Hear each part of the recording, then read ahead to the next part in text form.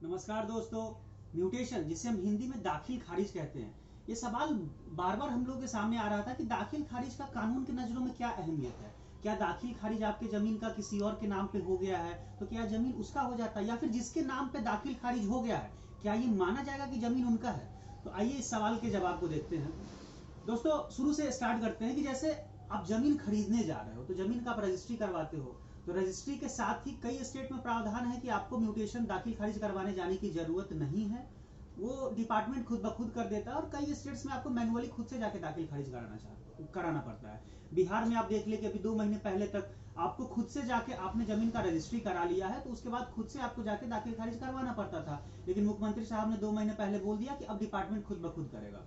चलिए बात करते हैं कि दाखिल खारिज क्या होता है। नाम से ही स्पष्ट है, दाखिल खारिज। जैसे कि एक एग्जाम्पल के माध्यम से समझते हैं कि राजेश जी का जमीन सुरेश जी ने खरीदा, तो अभी सरकार के लैंड डिपार्टमेंट में जमीन का नाम किसके नाम पे शो कर रहा था, राजेश जी के नाम से, जो पहला ओनर है। अब उसने अपना जमीन सुरेश जी को बेच दिया, तो अब डिपार्टमेंट में भी तो नाम बदलाएगा कि अब इस जमीन के नए मालिक सुरेश जी हैं। तो इसी को कहते हैं पुराने ओनर के नाम को काटना रिकॉर्ड से और नए ओनर के नाम को डालना, इसी को बस दाखिल खारिज कहते हैं।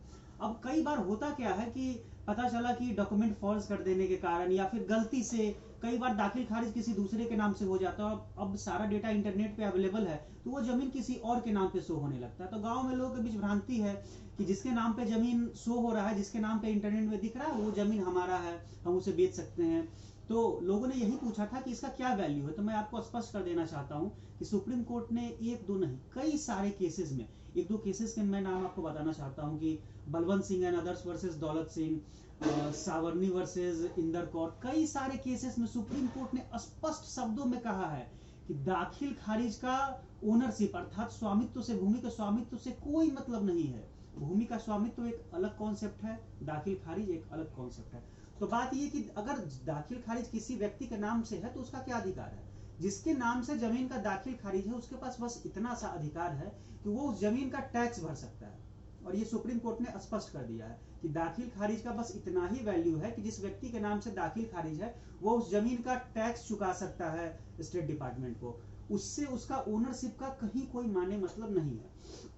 तो आगे बात आती है कि ओनरशिप कैसे स्पष्ट होगा। तो देखिए इसके लिए अगर आपकी जमीन का गलती से दाखिल खारिज किसी और के नाम से हो गया या फिर कोई ऐसी गलती हो गई रिकॉर्ड्स में, तो आपको घबराने की जरूरत नहीं है। आप इसको स्पेसिफिक डिपार्टमेंट, लैंड डिपार्टमेंट के पास अपने ब्लॉक स्तर पे एप्लीकेशन देके इसको सुधरवा सकते हैं।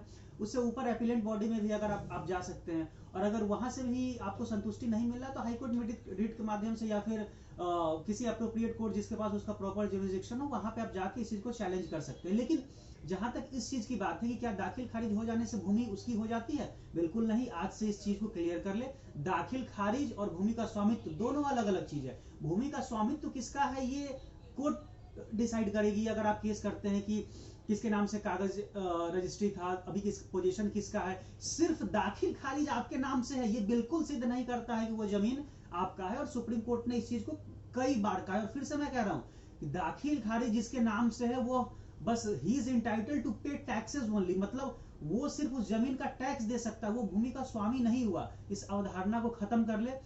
और कई सारे सवाल ऐसे ही बार बार हम लोग को मैसेज आते हैं, तो अगर आप और किसी नए विषय के बारे में जानना चाहते हैं तो नीचे कमेंट बॉक्स में आप टाइप करके दे, हम लोग उसका जवाब देने का कोशिश करेंगे। और इसके डिटेल्ड आर्टिकल को हम लोग लिंक में लगा दे रहे हैं, तो आप उसको जरूर पढ़ें इसके डिटेल आर्टिकल को। और बाकी चैनल को लाइक करें, सब्सक्राइब करें। धन्यवाद।